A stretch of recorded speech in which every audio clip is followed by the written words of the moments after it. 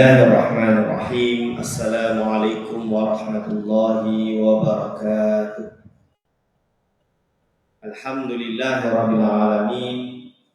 Assalatu wassalamu ala asyrafil anbiya'i wal mursalin wa ala alihi wa ashabihi ajma'in. Wala hawla wala quwwata illa billahil 'aliyyil 'azim. Allahumma la sahla illa ma ja'altahu sahla wa anta taj'alul hazna idza syi'ta sahla. Rabbi shrah li sadri wa hlul 'uqdatam min lisani yafqahu qawli. Amma ba'd. Pada yang terhormat pengurus Masjid Syakirin yang saya kasihi, pada segenap asatizah para alim ulama, para a'imah, para masyayikh di masjid yang mulia ini, khusus kepada segenap hadirin wal hadirat hafizahullah. Alhamdulillah, kita syukur kepada Allah Subhanahu wa taala kita dapat bersama-sama melakukan solat jamaah subuh disertakan dengan kuliah subuh, insyaallah, dengan harapan segala amal dan ilmu kita diterima oleh Allah Subhanahu wa taala. Hadirin wal hadirat hafizahullah, kita berada pada fasal ke-15 tentang hakikat pencinta.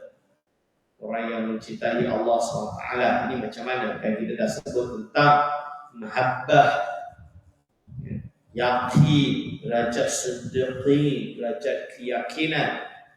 Sekarang kita membahas tentang al-muhib, pencinta. Hadirin wal hadirat hafizahullah, Al-Imam Al-Syekh Arsalan berkata, Bismillahirrahmanirrahim. Qala mu'anifur rahimahullah wa nafa'na bihi wa bi'ulumihi amin. Al-muhibbus sadiqu qad khala qalbuhu mimma siwahu. Yaitu pencinta yang jujur telah kosong hatinya daripada selainnya.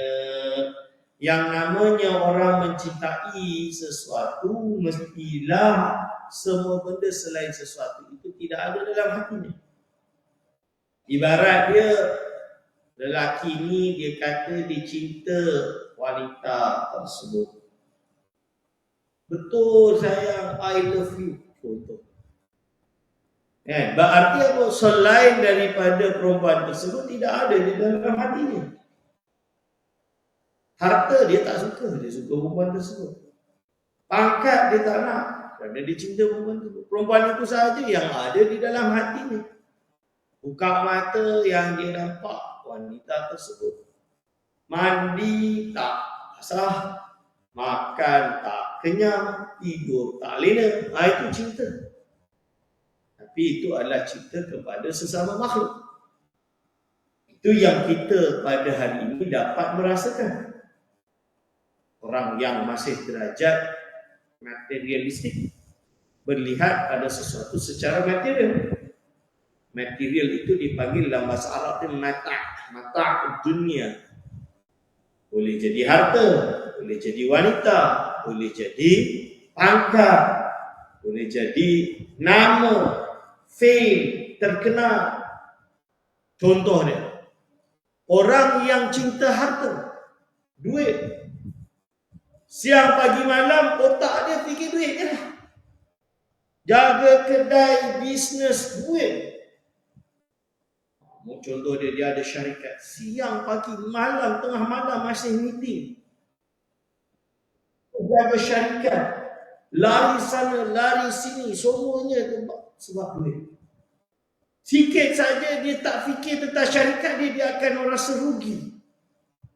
Setiap minit dia kalau dia tidak menghasilkan jutaan, maka dia akan rasa rugi. Padahal kalau orang lain tu lepas pukul 5 dah lah tu. Contoh dia. Tapi orang bisnes, memang fikiran dia adalah duit. Jangankan pukul 5, tengah malam pun tidur terbawa mimpi. Besok meeting nak cakap apa, dalam mimpi tu boleh fikir. Ini contoh dia, tengok harta. Orang yang cinta duit, orang yang cinta pangkat, Dia fikir apa yang dia kena buat untuk pastikan dia menang pilihan raya itu, dia menang pilihan raya ini, dia menang sesuatu, dia mendapat izah, mendapat nama, itu yang dipikir. Boleh menggantikan slogan untuk dapat pangkat demi rakyat. Dah naik jadi YB, lupa rakyat. Dan sebelum pilihan raya, waktu pilihan raya, datang masjid tak pernah tinggal, solat 5 waktu, jamaah. Dah menang pilihan raya, tak pernah tengok dekat saf. Baris kelima pun tak ada. Habis, gone. Pergi mana? Sibuk dengan urusan yang lain. Ini orang gila pangkat. Hadirin wal hadirah hafizahullah. Ini adalah dunia. Hadirin wal hadirah hafizahullah. Cuba bayangkan antara semua penciptaan dunia tadi, dia beralih ke derajat cinta yang lebih tinggi, cinta Allah. Berarti dia tak ada harta, tak apa, dia ada Allah.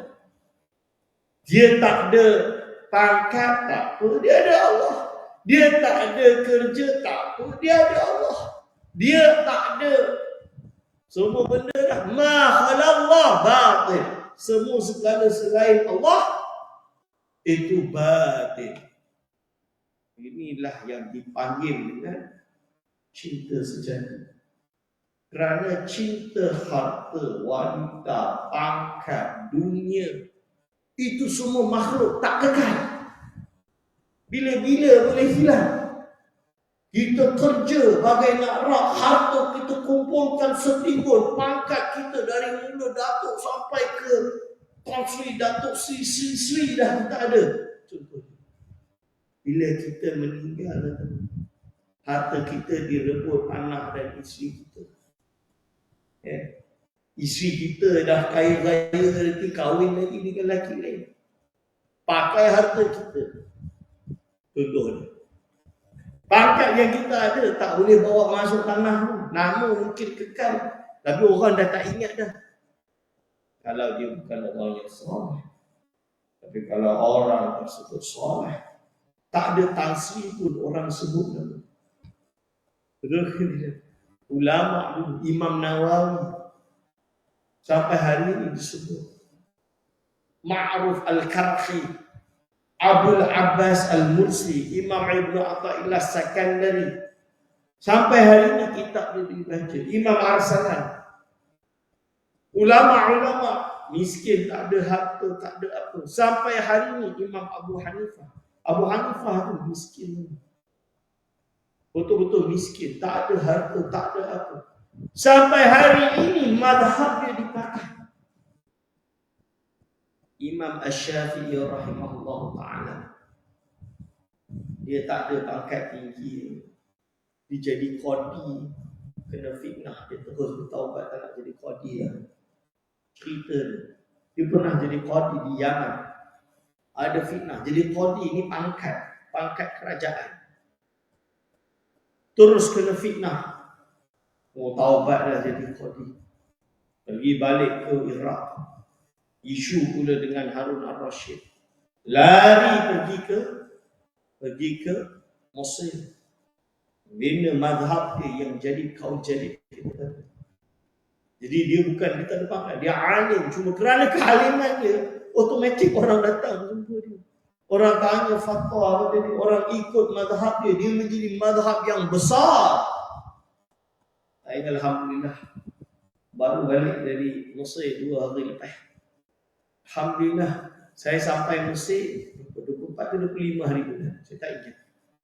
Saya sampai Mesir, tuan-tuan, memang kursus fatwa tak sempat nak pergi ziarah Imam Syafi'i. Tahun 2018 saya pergi Mesir, pesta buku 2018, maka Imam Syafi'i tengah renovation.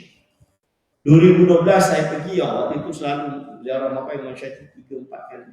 Saya daripada makam ulama, ribu ulama, saya dapat ziarah tu berpuluh lah. Banyak, sebab waktu itu 4 bulan. Tapi kali ini saya tak sempat, sampailah hari terakhir besok nak balik. Layankan ni, Hari Rabu tu saya sewa kereta, paksa-paksa lah keluar duit juga sebab sekarang ekonomi di Mesir tu genih dia zaman isteri saya tu, roti sekeping tu 25 kirsh, 25 sen. Ya. Dulu RM1 itu sama dengan 4 genih zaman isteri saya. Kalau naik bas tu 50 sen. Zaman saya pergi 2012, naik bas tu 1 genih. Hari ni naik bas 5 genih. Itu nampak tak nampak sangat Ustaz? Ni bagi tahu. Saya beli buku saiz ni zaman saya 2012 tu, harga dia 3-4 genih. Genih tu pound Mesir. Hari ni buku macam ni boleh harga dia 100 genih. Nampak beza harga inflasi tu. Oi. Ayam dulu saya beli, saya ingat 40 genih seekor ayam. 60 genih seekor ayam. 2018 ni 60 genih. Sekarang 250 genih lebih. 300-400 genih. Oh, memang mahal tu. Harga semua ni. Tapi bila ringgit nampaklah ringgit tu murah. Maksud bagi ringgit tu dia tukar jadi banyak. RM1 boleh tukar sampai 8,000 ringgit sama dengan 8,000 genih. 6,000 genih, 6,000 genih, 8,000 lebih kurang macam tu lah, naik turun. Itu naik turun itu laju. Sekali naik saya tukar, besok dah turun jatuh. Jadi ini ekonomi mereka. Tapi diorang hidup harga masih sama. Apa? Gaji tetap sama, tak naik. Dari dulu diorang makan ayam, sekarang makan kaki ayam. Dulu diorang makan daging, sekarang makan kaki kambing. Sahaja kaki tu yang dia makan. Hadirin wal hadirat Allah. Saya ziarah makam Imam Syafi'i lepas renovation. Jadi Masya Allah, Imam Syafi'i pendiri mazhab kita. Pendiri mazhab yang kita amalkan seluruh satu dunia. Sampai hari ini tuan-tuan dan puan-puan solat, cara tu yang diajarkan oleh Imam Syafi'i. Zakat tu yang diajarkan oleh Imam Syafi'i. Ya, kita ambil sedikit pendapat dari mazhab Hanafi itu tak ada masalah.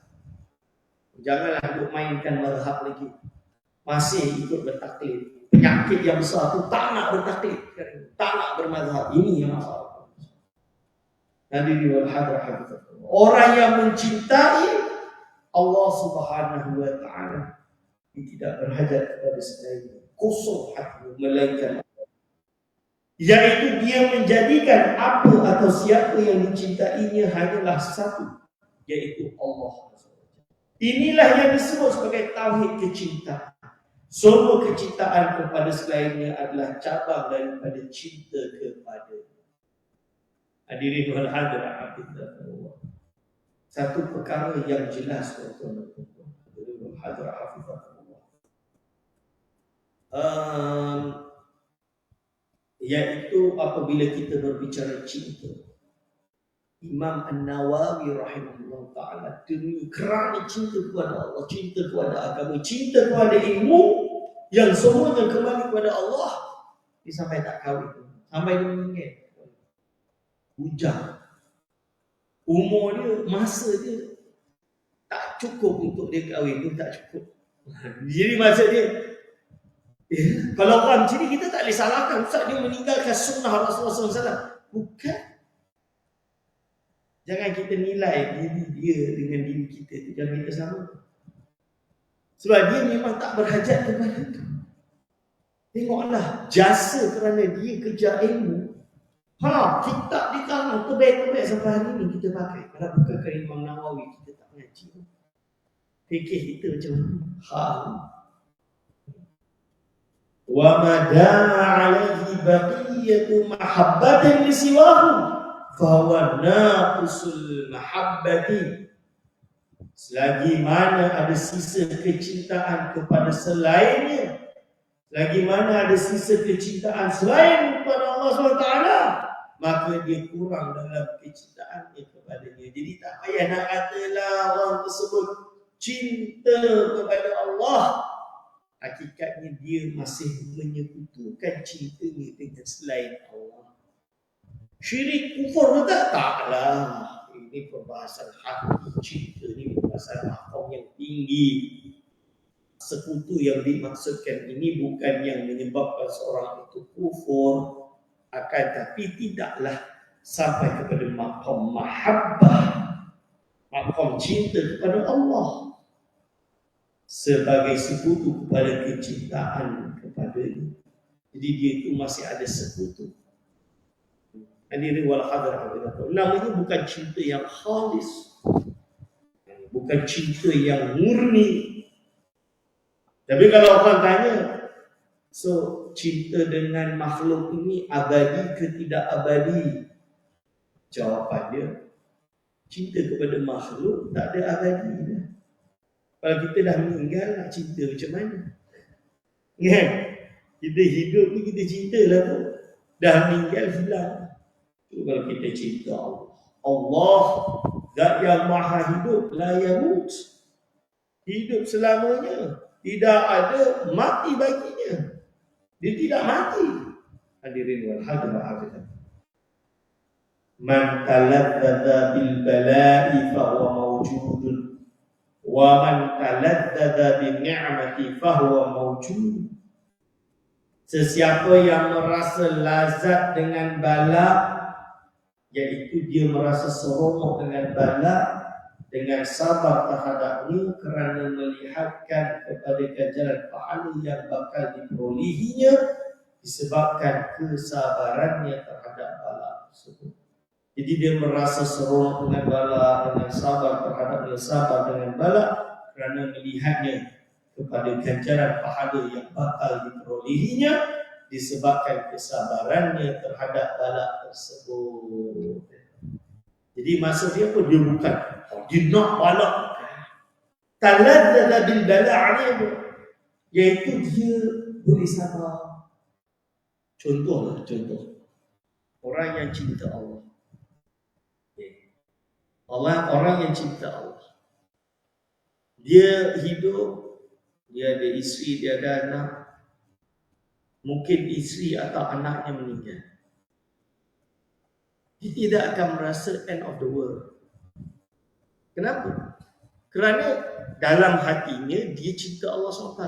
Bala dengan meninggalnya mereka itu, dia tidak merasa hilang, sebab isi hatinya Allah. Ustaz, berarti dia tu tak cinta kita lah Ustaz. Contoh dia kan, kita kena faham, yang cipta awak tu siapa? Yang mencipta kita tu siapa? Allah.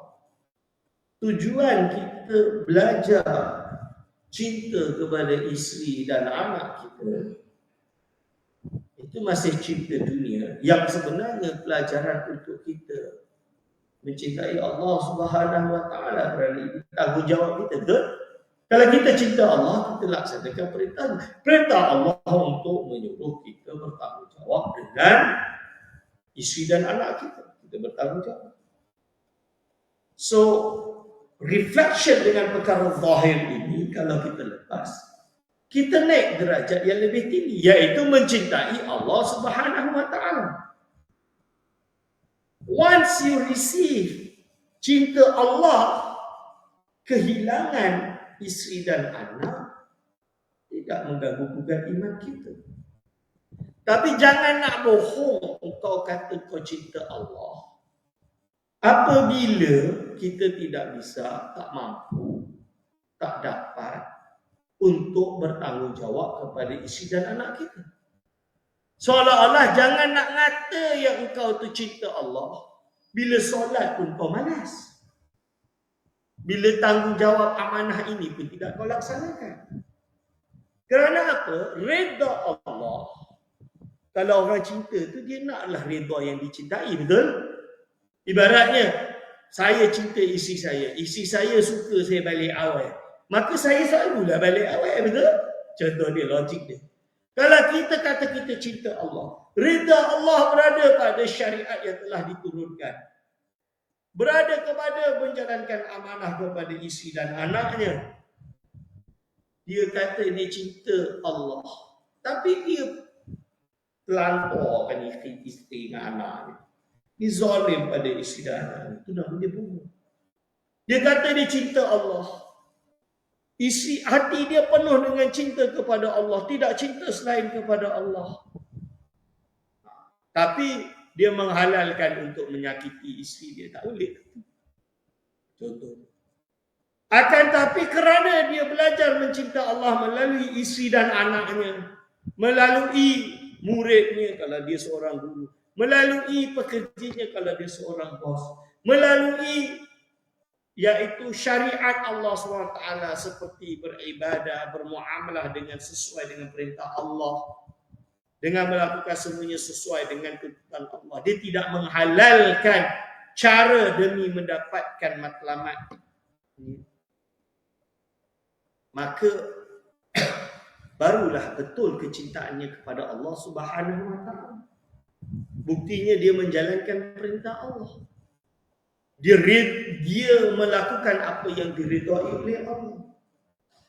Balak yang menimpa dia tak tahu ini datang daripada Allah, ujian daripada Allah. Dia tak ada masalah kerana ada dalam hatinya Allah.